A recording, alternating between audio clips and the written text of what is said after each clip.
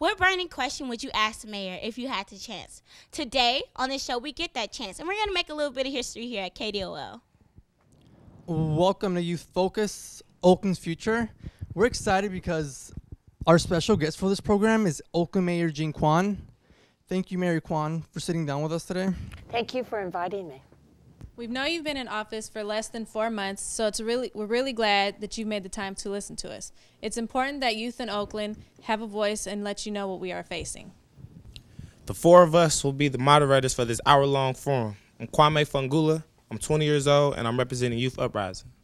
My name is Monica Anderson. I'm 20 years old, and I'm representing Youth Radio. I'm Cesar Sanchez. I'm representing Media Academy. And I'm Nikia Mitchell. I'm a senior at Oakland Tech, and I represent All City Council. And I have the opportunity to ask you the first question. So, Mayor Quan, why are you here? What do you want to hear from us? Well, I've been having town hall meetings in every city council district, and only at 2 did we have large workshops with young people. At Havens Court, we had about 30 young people, and they had very particular issues about violence and about jobs. We've also had a fairly large group in North Oakland. So this is my opportunity to hear just from you as good representatives, I think, of the student leadership of the different high schools and the different organizations. Thank you, Mayor Quan. Now we'd like to hear your thoughts on how city government works with young people. Our next question comes from one of the panelists. Hello, Mayor Hi. Quan. How are you? Hi, good. My name is Corey Gibson, and I actually represent the Oakland Youth Advisory Commission. And the question that I have for you today is, you actually outlined in your platform that you wanted to work with youth in your administration. And I was actually wondering, what are your exact plans with that? Well, there are a lot of different opportunities. So we've had some youth organizers help us organize town halls and get young people to come and meet with us. I've met with the Homies Dinner Club, which is sort of young people who have been involved in some of the gangs in the Fruitvale. So I've been trying to listen to and hear and help organize young people. I particularly am very interested in hiring more young people to become involved in solving some of the problems. So you may know I'm trying to recruit 2,000 mentors. I'd like some of those mentors to be high school students who will mentor middle school students, and that's what we're doing at Havens Court right now. We have 50 mentors, 25 are adults and 25 are high school students. Thank you, Mayor Quan, for your answer. And now we'll move on to the next panelist with the next question. Alexis? Hello, my name is Alexis Brown, and I'm from Streetside Productions at East Bay Asian Youth Center. And I'm wondering about, what do you plan on doing about the budget cuts on existing youth programs? And do you have any plans for new youth programs? Well, I helped write 2 of the existing city youth programs, and they're somewhat protected by their formulas. So for instance, about 4% of all the city dollars that are controlled locally, those are dollars we get from the federal government and state government, but they have to be spent on what they were given to us for. So instance, I can't touch Head Start or money for housing. But in the general fund, the money that's generated by local taxes, 4% goes to the Kids First program. And as you know, the final decisions are made by a panel in which the young people have 1 extra vote over the adults. So most of the programs that are decided there are decided by youth leaders in conjunction with adults.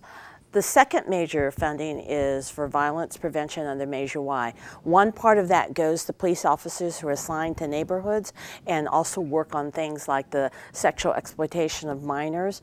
And about 40% of the money goes to violence prevention programs. Some of those programs are aimed at the kids who are victims of crime. For instance, children who see domestic violence or people in their family killed, extra counseling, extra support, family counseling. And a lot of young people have jobs working particularly with those young people who are coming out of juvenile hall. So those funds aren't being cut. However, a lot of the programs that affect you are going to be cut. So I'm guessing we've cut $200 million. That's about 1/5 of the city's budget. We're going to have to cut about another 15%.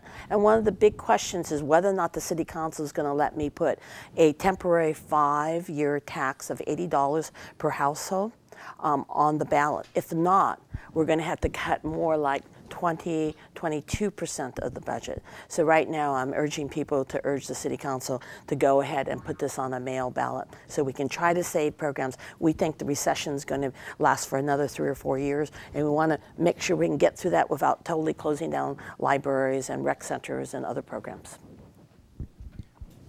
Thank you, Mayor Quan. Now for our next question.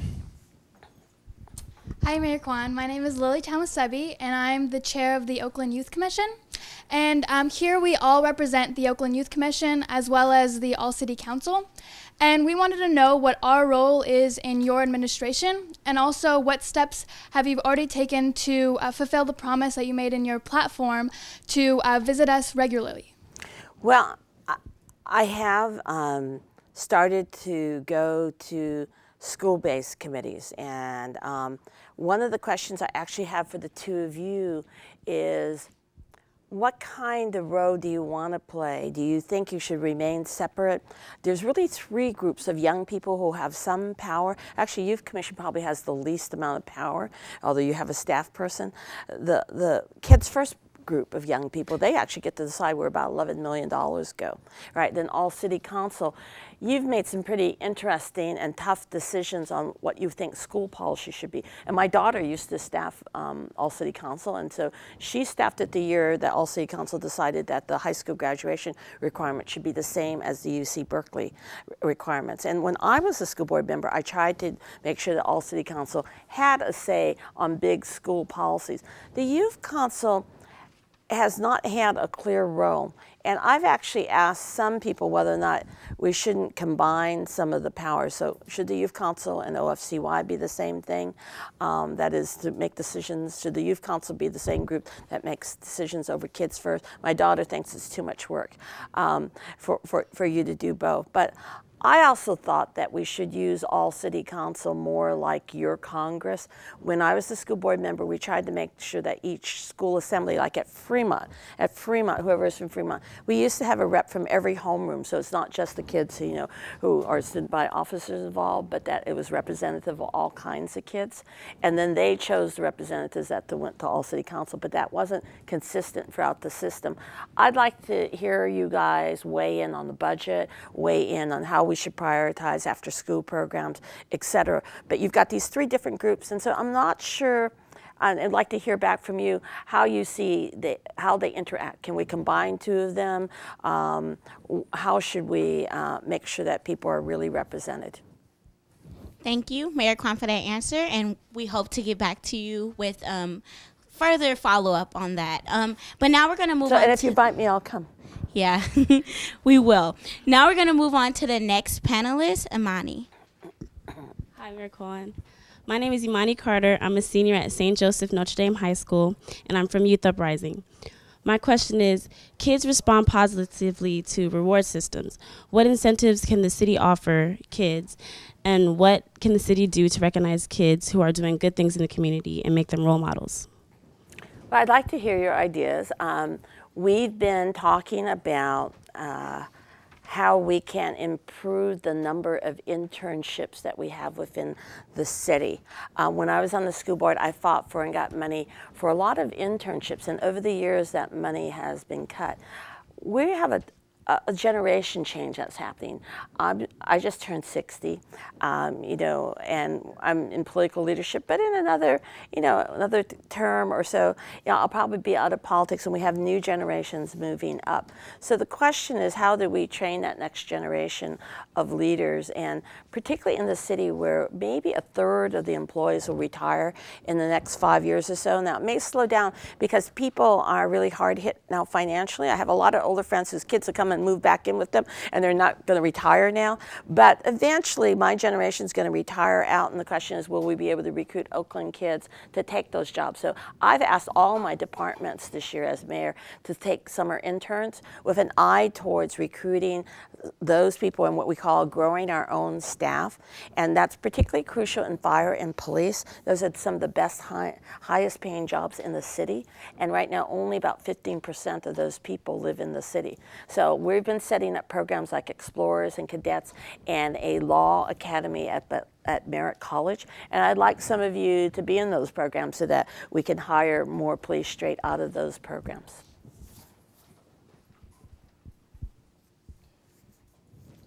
Thank you, Mary Quan. We appreciate your answer. Now our next question, Alan. Hi, my name is Alan Hamilton. I'm from Oakland Tech, and I represent the All-City Council.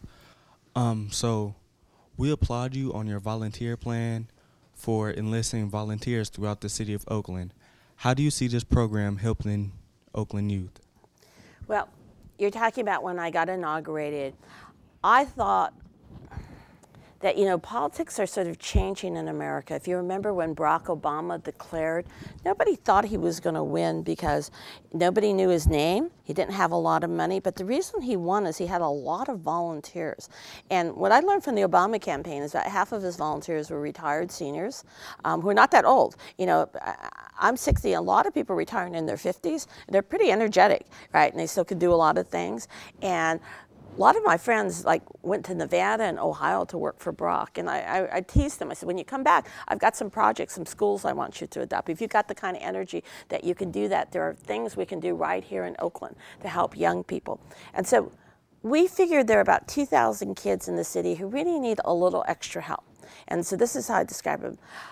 500 kids get arrested every year in this city. And you have a question about that later, and I'll answer that then. About another 300 kids are growing up in foster care and are hitting the age of 18. Now, in the past, at 18, your money got cut off, you became homeless. Under a new law that I helped work on with a lot of other elected officials, if a foster kid stays in school or is in a job training program, they can get support until they're 22. And so we're really encouraging people to do that, and a lot of people still don't know about that or don't have confidence that they can do it. But I really want people to work with young people coming out of foster care to take advantage of that and go to school or at least go for a job training program. And then there are about 1,200 kids, and probably some of them are your friends, that miss 20 days of school. So why do I care about that? We know that kids who miss 20 days of school are not likely to graduate with their grade. And so that's why every day counts. The school district just did a study of 9th graders 5 years ago who missed 20 days of school. 66% of them had been arrested by the Oakland Police Department. So we're trying to get kids to stay in school and make it through so that you'll have some opportunities for jobs and hopefully keep you out of the criminal justice system. So I want the mentors to work with those particular kids. I think that if we could get 2,000 mentors, we could probably cut the dropout rate in half, and that we would really reduce crime and get people more jobs and to get them, to move forward positively. Thank you for that answer. Now we're going to transition from city governance and relationships with youth to education. So I'm going to pass the mic over to our next panelist, DJ. How you doing, Mayor Quan? Good. My name is DJ Johnson. I'm a senior at Castlemont High School, and I'm representing Youth Uprising. And my question is, hundreds of teachers in Oakland got pink slips, and as mayor, I am wondering, how do you plan on making sure we keep the good ones? Yeah, it's really tough. You know, I was a school board member for 12 years. I wasn't just a school board member. I led the California Urban School Association and the National Council of Urban Boards, the 100 largest school boards school districts in the country, so that was like a quarter of all kids. So I really looked at what happens in cities, because cities we tend to have more diverse kids but poorer kids with less resources. Our schools tend to get less money. We have older facilities. We have to spend a lot of our money on safety instead of on books and librarians. So it's a big issue. One of the main things that I've been working on with Sandre Swanson, who's our assembly member, is to try to get the state to give the school district back, or at least not charge them for the money that was rung up during the trusteeship. Over the last 5 years, the state of California took Oakland when it was only $20 million in debt and left it $100 million in debt, which the school district has to pay back. The interest alone on that would give your teachers about a 3 or 4% raise. They also then had the nerve to fine the school district for the bad management during the trusteeship. So they're trying to fine the school district another $20-something million. So that's money that literally comes out of your teachers, out of your books. And I think if we can fix that, there'll be more money, there'll be less layoffs. Thank you, Mayor Quan. Now our next question. Hi, Mayor. My name is Kiara Talton. I'm a junior at Skyline Senior High, and I'm representing Youth Speaks. A lot of after-school programs and mayor summer jobs are also being cut. So my question to you is, how many jobs will there be for youth this summer, and what do you plan to do to restore these programs that are helping keep the kids off of the street? The after-school program should be pretty safe. The summer job youth programs are a federal fund. And as you saw just this week, there was almost a close down of government. I still haven't gotten a figure of how much of the summer jobs program was going to be cut, but we know that there are going to be cuts in it. And most of the jobs in the past few years have been funded for those federal dollars. When I was a school board member, the mayor spent a little bit more time recruiting jobs from private industry. So that's what I'm trying to do, but I'm concerned because the economy is not good, so it's been more difficult. But I've been looking, again, just at ourselves. So as a city, I want to make sure that we at least pick up 50 interns ourselves. I just talked to the Housing Authority. They're looking at how they can pick up interns to work in the Housing Authority. I think government itself, we need to look at how we can bring young people in, and particularly with an eye towards training them so that they might come back and work for us.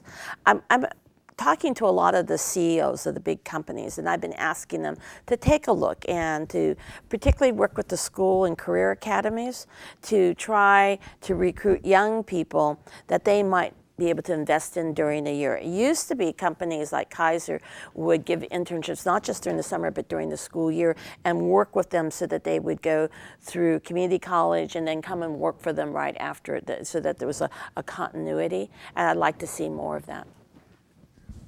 Thank you. And now to our next panelist, Jasmine. Hi, Mayor Quan. My name is Jasmine Gaines, and I'm representing the Media Academy. And we would all like to know, are there any plans in your administration to work with the Oakland Unified School District Superintendent to solve these problems that we are facing? And how do you see working with the superintendent to help solve our relationship between the city and the schools? Well, I'm doing two things. I've been in office just over 100, we had a birthday cake on Tuesday, 100 days. And in that time, I've had 2 joint cabinet meetings. That is, his department heads and my department heads have met together. And we gave them a homework assignment. Their assignment was, what is it we could do together differently that would either serve the community better or would save money for both institutions? And they came up with about 39 things. Probably the most interesting thing to you, although it's taking the bureaucracy longer to do it than I hoped for, is that Tony Smith has really been concerned about youth violence, and about a third of the murders in Oakland are from very young people under 22. Most of the people murdered in Oakland are in their 20s, so they're usually people who failed in school, and they're between the ages of 20 and 30. But enough young people over the last decade have been hurt or killed. And when they look at the stats, they noticed that it mostly happened on Friday and Saturday nights. So we're going to try, in the 3 neighborhoods that have had the highest numbers of violence incidents, to open up the facilities there late on Friday and Saturday night. So for example, it's going to take us longer because I actually have to hire a couple of new part-time librarians, but it's all within my existing budget. We're going to open up the 81st Ave Library till 10 o'clock on Friday and Saturday nights. It's a pretty cool place. If you've seen all the new computers, and you can do different games, and there's little meeting rooms, you can do all sorts of things. Maybe they'll even let you dance in the side meeting room, who knows. We're also have gotten an agreement for instance, for the East Oakland Youth, ODOYC, and I did it wrong. Okay, that group, and the one with the great mural of my old friend on it, and with Alan Temple. They're going to take, one of them's going to take Saturday night and the other one's going to take Friday night, so that those will be open late at night. Rainbow Rec, we're hoping to open that until 10 or midnight. Again, we're going to experiment. We're going to probably start with 10, and then if everybody is cool and we can keep these places safe, we're going to go a little bit later as it gets later in the summer and more light. We're also opening up Mac's Gym, McClymon's Gym, on Friday, Saturday night. So I hear you all the time. Yeah, I meet with young people all the time. You said you want more safe places to be out of the family, et cetera. So we're going to try this in 3 neighborhoods to begin with, and that's one thing that we're doing.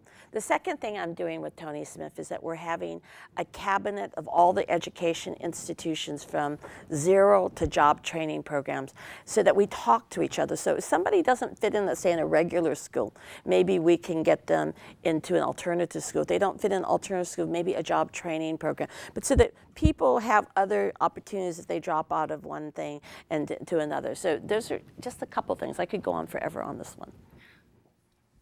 Thank you, Mayor Quan. Now our next question.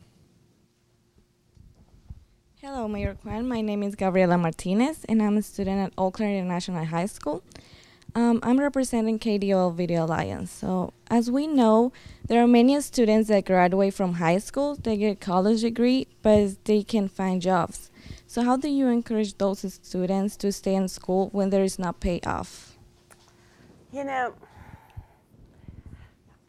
there actually are more jobs out there than people think, and the hardest group, usually it's not the kids who have college degrees who can't get any job. They maybe not get the job they want. The hardest kids that we have to place are the ones who didn't finish high school, or those who went to prison and didn't finish high school. I was at San Quentin this summer, and actually they were the toughest group of people. They had done all their research. They have a lot of time. They're on the internet. They asked me really tough questions.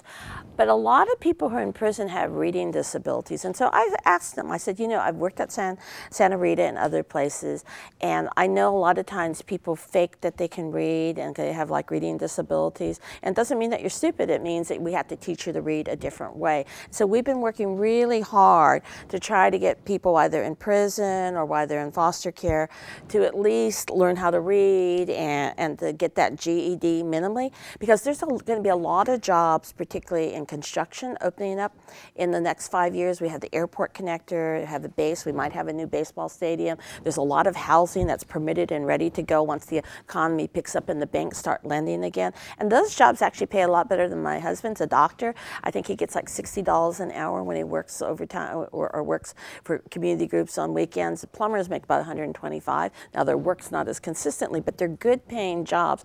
And a lot of time kids from the cities don't want to apply for them because they don't think it's cool. But quite frankly, they're really well-paying jobs, and those are where a lot of opportunities are. So I think we have to work particularly with the city to use our ability to make sure that certain jobs go, a certain percentage go to Oakland residents, so that young people can have this opportunity. But for college-educated kids, I think that between the tech industry and government jobs, as people retire, there's going to be a lot of opportunities, and a lot of times I don't have enough Oakland residents to choose from. I have to hire somebody who lives outside the city. Thank you for that response. And now we're going to move on to our next panelist, Mike. How you doing, Mayor Quan? My name is Mike, and I represent the Streetside Productions at East Bay Asian Youth Center. My question for you today is, there's an increasing gap in our Oakland schools, and I want to know, how do you plan on tackling the conditions that contribute to this gap? I think they're pretty complicated. So let's be frank here. The superintendent says that only 30% of African American young men graduate from high school right now, and that's just not acceptable.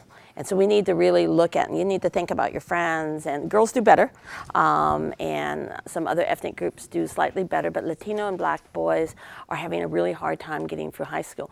So that's something that just the adults can't do, I think, and the teachers can't do alone. I think young people have to think about that. I think families really have to think about it. And what I've heard in my town hall meetings is that families and young people want their families more involved in the schools, and believe it or not, that's at least what we've been told so far, and that parents need to become more involved in the community. And I think we all need to take responsibility as adults in the city. I often say to people, it's not acceptable that only 30% of African American men graduate from high school. That's something that's a citywide problem. That's not just an East Oakland problem. That's not just a West Oakland problem. Because if young people aren't graduating and have no hope, then we're never going to have a great city. We're not going to reduce crime. We're not going to attract world-class employers. So if I can attract better employers, we're going to have better jobs for everybody. So we need to figure out that as a community, what's happening, that some people, you know, sometimes it's perception, I have to say. I fought really hard to get algebra required in high school, and some teachers said, oh no, some kids just don't know how to do math. But if the SAT is half math, if you don't teach math to a whole bunch of people, then their chances of going on to college is really cut, right? So I think some of it is sometimes just believing in ourselves and believing in kids that they can do it. And my best teachers when I was a school board member was ones who just believed every kid can learn and just never took no for an answer. My sister-in-law used to teach over in deep East Oakland and in really tough neighborhoods, and her kids coming out of kindergarten were always at grade level. She grew up, she was a tough woman. She grew up in the South Bronx. She believed everybody can learn, and she made sure that they did. Mayor Quan, our next set of questions will focus on violence and safety among young people. Now, panelists, we're going to do a little survey. Who has ever had raise your hand if you've ever had a negative interaction with a police officer.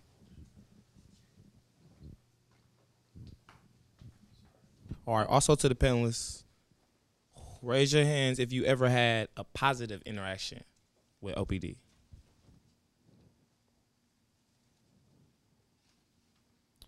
Okay, my next question is to the mayor. Due to the mini survey that we just had, how do you plan to improve the relationships between young people in Oakland and OPD? Well, first of all, you guys track with the rest of the city. The chief did a survey, and he found that about 58% of the people in Oakland didn't totally trust the police. Didn't mean that they didn't like them, but they've had a bad incident, or maybe their members of their family had a bad incident, or they thought they weren't respected. And we have a long history in Oakland. When I was your age, it was during the period of the Black Panthers, and there was a lot more hostility between the community, and today it's actually much better. Some of you have had an opportunity to be in programs with police officers. One of the things that I've been doing is I've been asking all of my beat officers, every neighborhood, about the size of an elementary district is a beat. So just imagine the size of an elementary school area. There's one officer, and I've been asking them all and requiring them all to go visit the schools in their beat.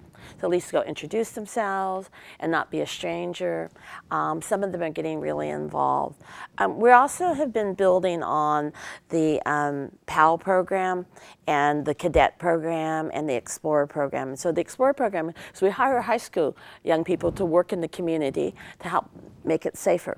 And then cadets are people who are actually in training to become police officers, and they do some volunteer, they do some patrolling, and help people. Sometimes there's also a group of people called ambassadors downtown who just help people, give directions, walk them home, make sure your grandmother doesn't get mugged when she's coming home with her arms full of groceries.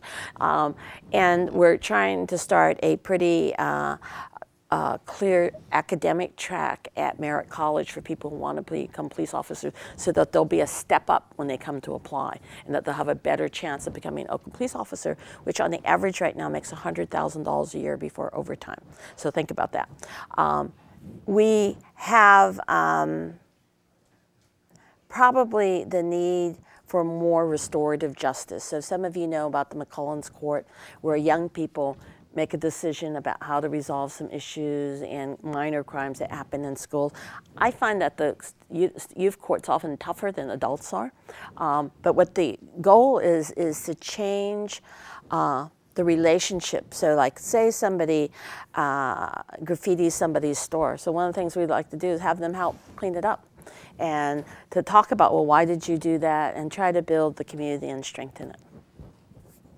Thank you. Our next question comes from our panelist, Tony. How you doing, Mayor Jean Quan? Good. I'm Tony Tran, and I attend Media Academy.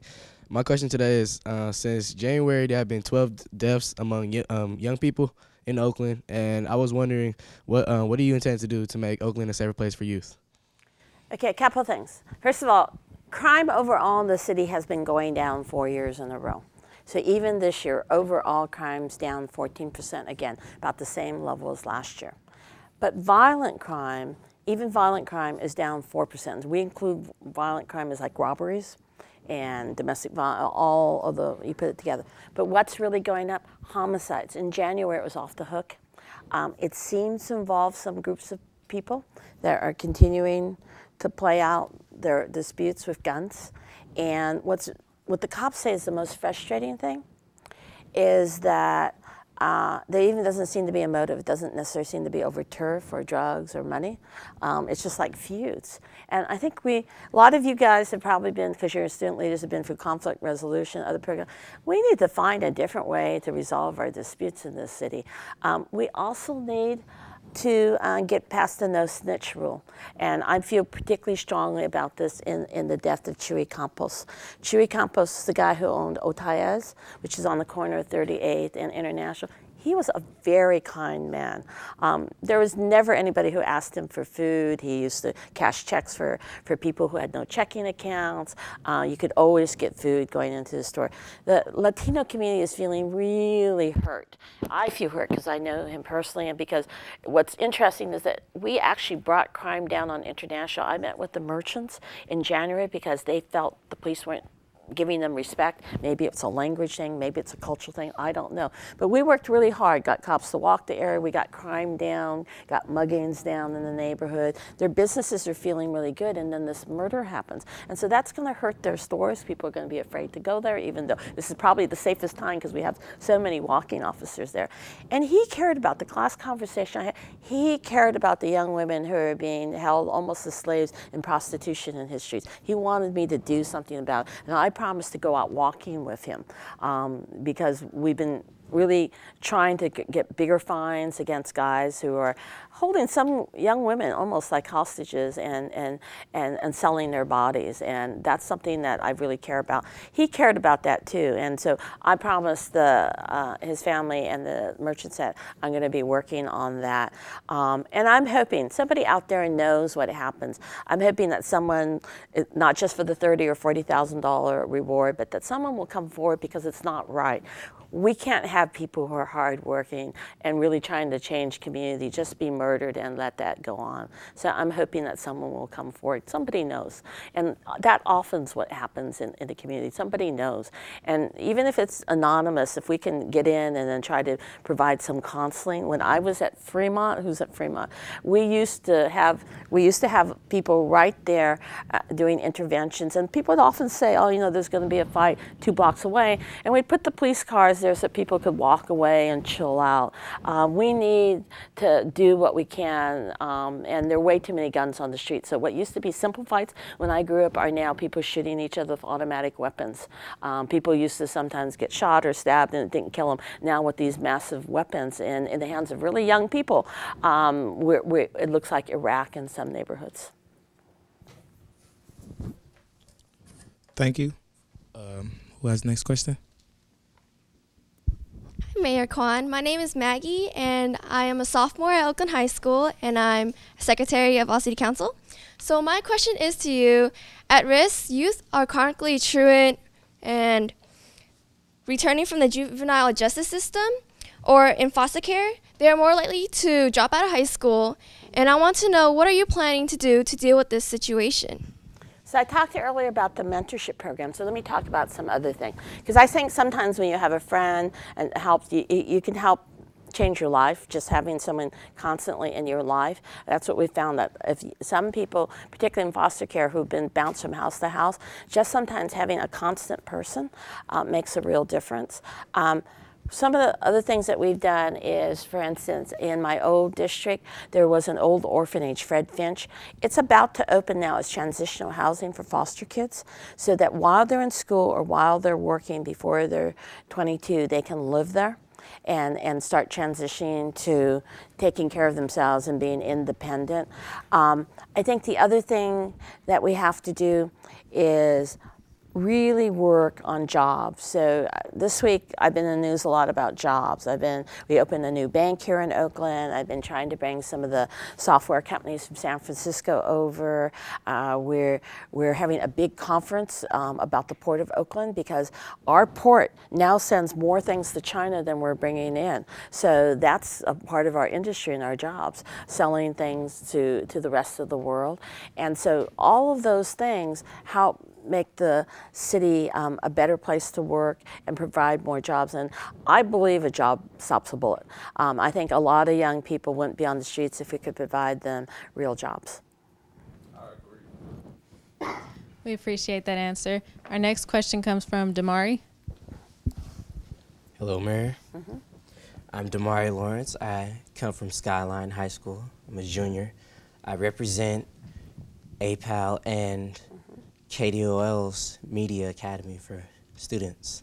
And so my question starts with, approximately 500 kids go to juvenile detention centers each year, and after they come out, most of them don't receive help from probation officers. So my first question is, what is the city gonna do to stop that, and how are they gonna prevent this from occurring again? It should be happening now. One of the things we realized that. So one of the things we did over summer is that we've created this new system. And within 2 days of getting out of juvenile hall, you're supposed to have a meeting with a counselor from the district, your probation officer, and somebody from Measure Y that could offer other services. Now, if somebody slips through, I'd like to know, because it's supposed to be happening now for every kid. But what we're finding is, okay, so we place people back in schools, but sometimes it's not the right placement, and they're not there 20 or 30 days later. So we are trying to do that. The other thing that we're doing, particularly I prefer to do this instead of the gang injunction, is that we're doing what we call call-ins. So you get out of juvenile hall, you're going to be called in every once in a while by your probation officer and by the police. And especially if we find that you're not going to school, et cetera. And we're both going to warn you that you're at risk of losing your probation, but we're going to bring resources there. So we bring job counselors, we bring counselors of other kinds. And so it's a little bit of tough love, and we've been doing that more and more, and we're stepping that up. So I've taken some of the money I've had in Measure Y and asked them to do more of that, so that the young people, particularly getting out of juvenile hall, have a little bit more supervision, but also a little bit more resources. I did this when I was a council member. I had 11 kids that were hanging out between the arches on MacArthur. And we started working with them. We actually took over their corner and brought some job employers and did what I call speed dating. I bring a different employer down to the coffee shop every other week for them to meet, and we brought the summer job applications down there. And it didn't take us so long. Within about 6 months, we placed about 80% of the kids either back in school or into some temporary job. So I think if you are very persistent, you can get at least job training opportunity. Now, whether they stayed in their jobs, I don't know. I became mayor and haven't been able to follow up with them. Thank you for your answer. The next question.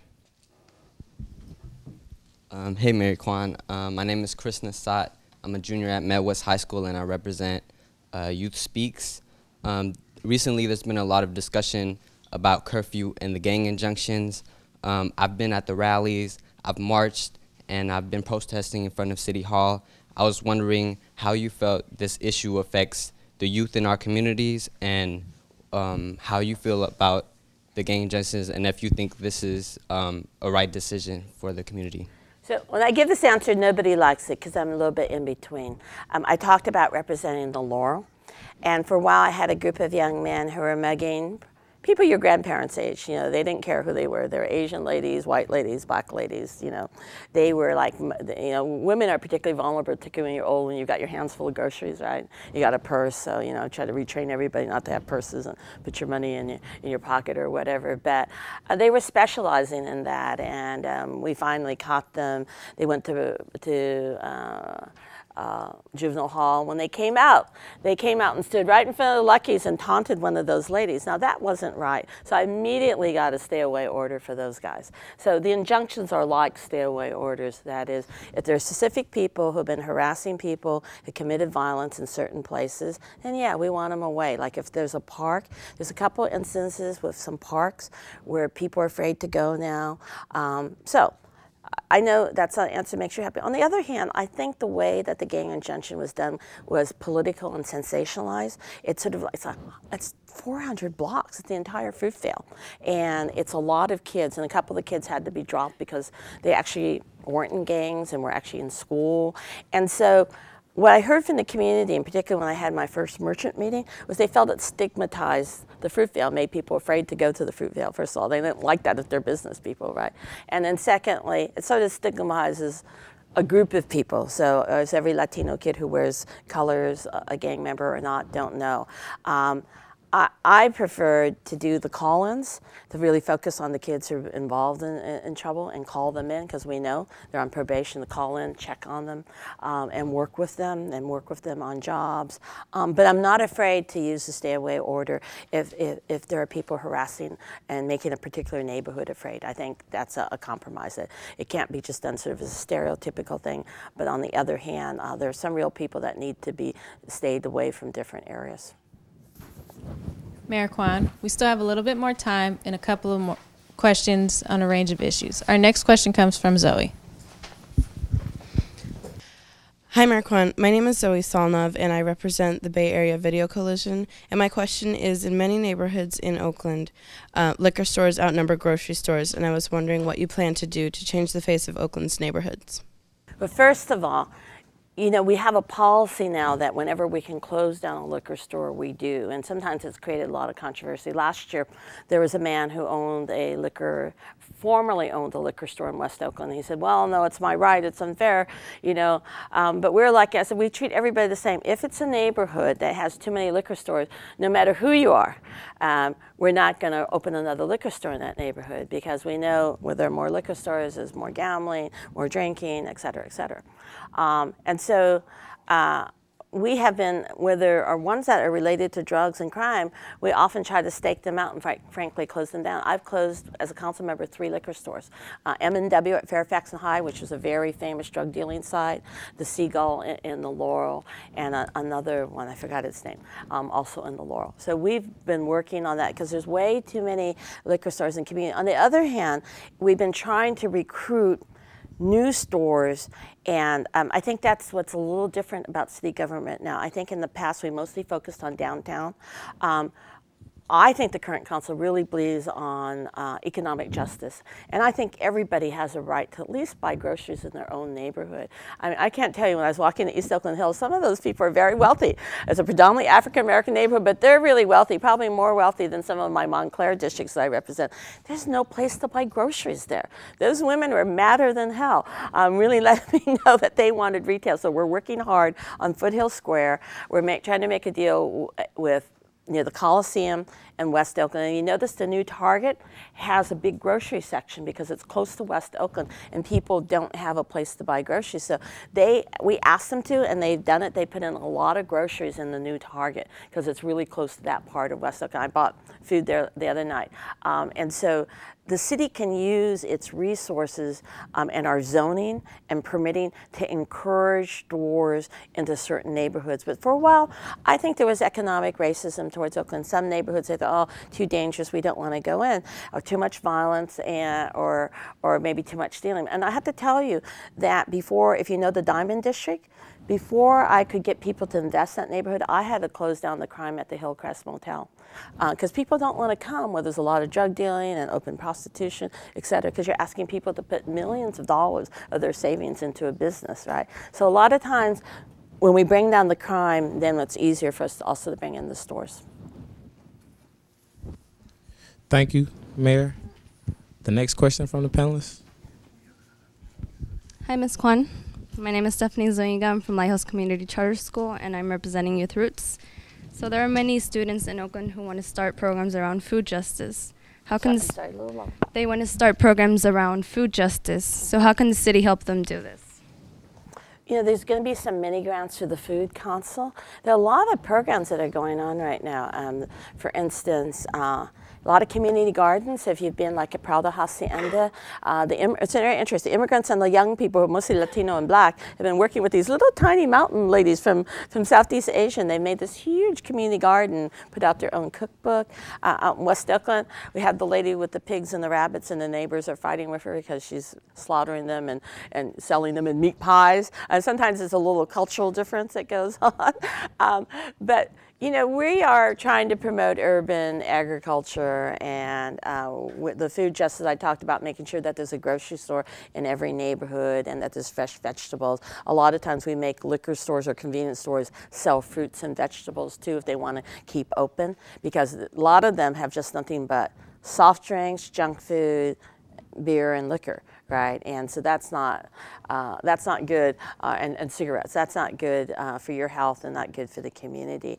I think in many places we have worked with the school district to do salad bars and to change the diet at the schools. I was proud to be on the school board. We were the first school district in the country to ban soft drinks. You probably don't like that, but we wanted to get more healthy drinks in. Sometimes it works, sometimes it doesn't. But it's clear that we have to teach ourselves how to eat better when we're younger, and we have to incorporate that into the curriculum. The city can help by funding the school gardens. I funded a lot of salad bars and school gardens when I was on the city council. I plan to continue to help do that.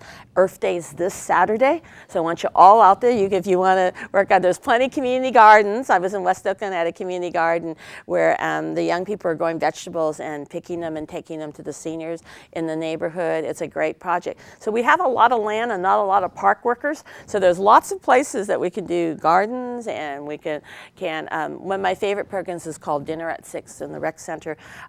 Mostly foster kids got together. We gave them a budget to buy groceries and cook one meal a week, and each person did a different ethnic dish. And that was sort of a fun way and taught people how to manage their money. So I'm actually looking for more funding to continue that program. So we still have a little bit of time left. Do any of the panelists have any questions?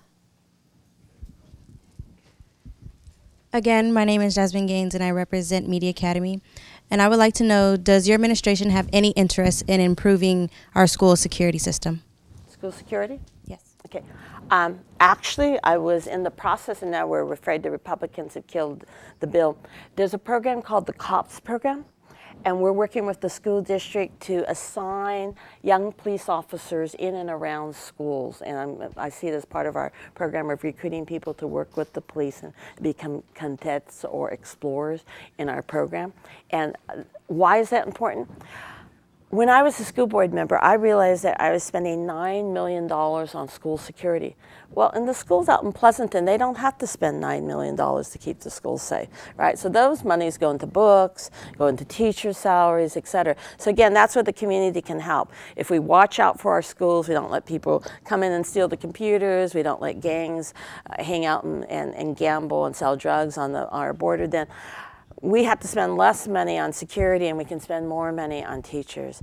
And that's what I think is a shame. So we wanted to get this grant so that we could take some burden off the school district so they could spend less money on cops and more money on your teachers. Thank you, Mayor. Does any one of our panelists has any more questions? Thank you. Once again, Mayor Quan, my name is Corey. And I just wanted to let you know that I've actually had the pleasure of working on your campaign with Oakland Rising. Also, I've done work with Barbara Lee's campaign. But my purpose of, stating that and everything is I'm very adamant about entrepreneurship and youth development. And I'm pretty sure, as you can see, a lot of everyone, if not everyone in this room, is very adamant about progress and developing our city. But my key concern is actually not just about providing jobs or, you know, educational stability, but actual careers and actual, like, you know, entrepreneurship opportunities that give individuals that opportunity to, you know, do their own business.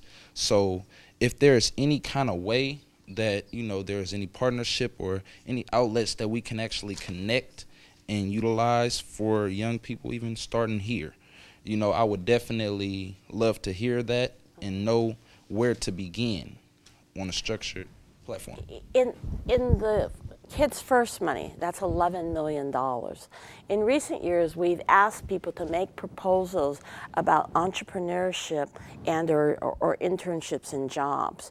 And there haven't been that many proposals. So you should get on the internet, look at the Kids First grants, look at what there's there, and see if you can design something. I think that that's a great idea. Today I spent an hour walking with the Women's Initiative. And the Women's Initiative trains young women and older women. It's, I think, a 9-week course about how to start your own business. And they were saying that 70% of their graduates are actually successful in starting a new business. And so today I met a young woman who had a braid shop, a young woman who just started a juice bar, Latina, and right across from City Hall Plaza. And not so young, but a mom and her daughter who have great chili fries with spices and Cajun spices in them down on Broadway, which and fried catfish with chili sauce, which was really good. And she was in this program, and so there are some niche programs like that. This woman's program is particularly good for you ladies, but I think you as young people could probably come up with some good ideas, and maybe several of you are working with agencies. Get them to put in a proposal for the next cycle, because we're hoping that more of that funding will go into things like that. If you have great ideas, let me know. I've been trying to get most of the corporations, I've been meeting with the top 10 CEOs in the city. I've been trying to get them all to do internships, because I actually think that's career development. It used to be that Kaiser hired a lot of kids out of the Health Academy.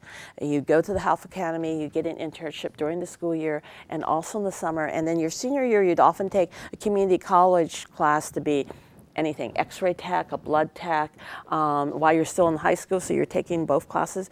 And then a lot of those people within 6 months of graduating from high school were working at Kaiser. So I've been talking to some of the companies about establishing those career paths again, so that before you get lost and decide you don't want to get a school, that you just zip through, and at least if you can get a credential or a certificate to do a certain kind of job, you can work there and decide whether you're going to go on to become a doctor or do something else, but at least you have a job, you have a real skill.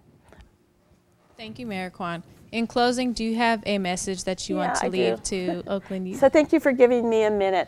Thank you so much for having me here. You know, we've talked to about 1,400 people in our town hall, so now we'll add another 20 or so. I think that, you know, government can't do everything, and you guys are so in between. You're student leaders. A lot of you are going to be independent in a few months. You need to help also take ownership of the city. A lot of the problems with young people are going to decide whether Oakland succeeds or fail. You're closer to the issues. You need to help us decide where we should put, and we're going to have scarce resources. We're definitely going to have at least 15, 20% less money than we had last year because of the federal and state cuts, and then just the economy's down. Like somebody at my last town hall meeting says, well, why did you cut the kids programs? We actually didn't cut the programs. Kids First gets 4% of the budget, but if our economy goes down, then 4% is a lot less money when you only have, let's say, $900 million than when we used to have $1.1 billion. So it means that we just can't provide as much, but it doesn't mean that we can't do anything.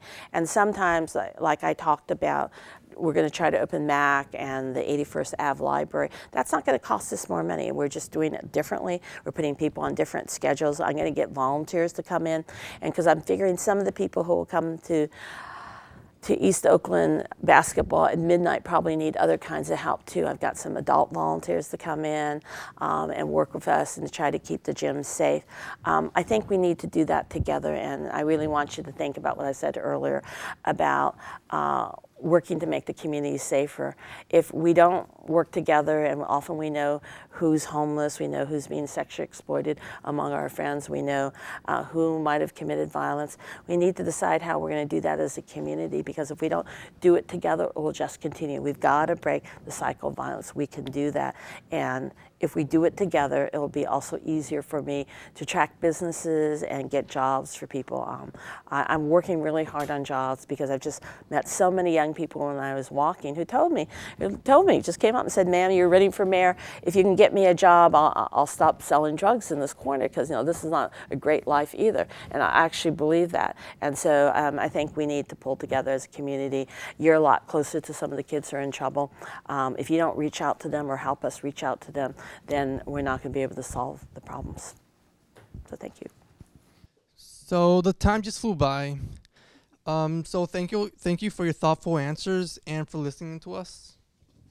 And now that we've opened up this dialogue, the door to this dialogue, we hope to have these conversations on a more regular basis.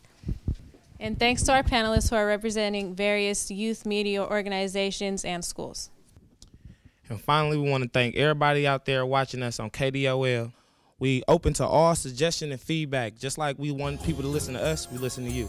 So see you soon. Till next time.